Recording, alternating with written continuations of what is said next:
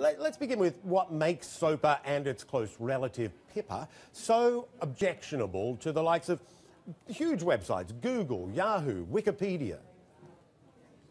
Well, it's an internet blacklist bill. It's something we haven't seen before in the US. It says that if there's an overseas website, let's call it familyphotos.com, and you stick your vacation photos up there, and a few pages on that website are infringing, maybe more than a few pages, then all of a sudden copyright holders and the US government can get a blacklist order saying that AT&T and Verizon will pretend that website doesn't exist. You can't get to familyphotos.com anymore, and that's the free speech aspect of this. I spent long periods of time in Baghdad. You could get any movie, anytime off the streets in Baghdad. So isn't there a point about these guys, these people who are providing this content, being protected?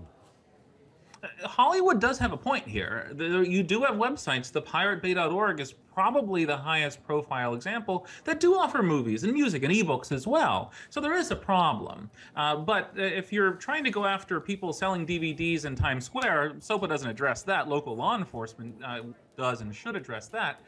The problem is that it takes a hatchet where you need a scalpel, probably, and it does that, and it does raise these free speech concerns that a more targeted approach like the Open Act, which Senator Wyden and Representative Issa have introduced, probably doesn't. Well, tell us a little bit about the bill. You know, Jimmy Wales, the Wikipedia founder, you're reading his comments. He's not necessarily opposed to keeping an eye out for piracy. What he's saying is it's too broad, in his words, badly written. What is it about the bill that makes it too broad?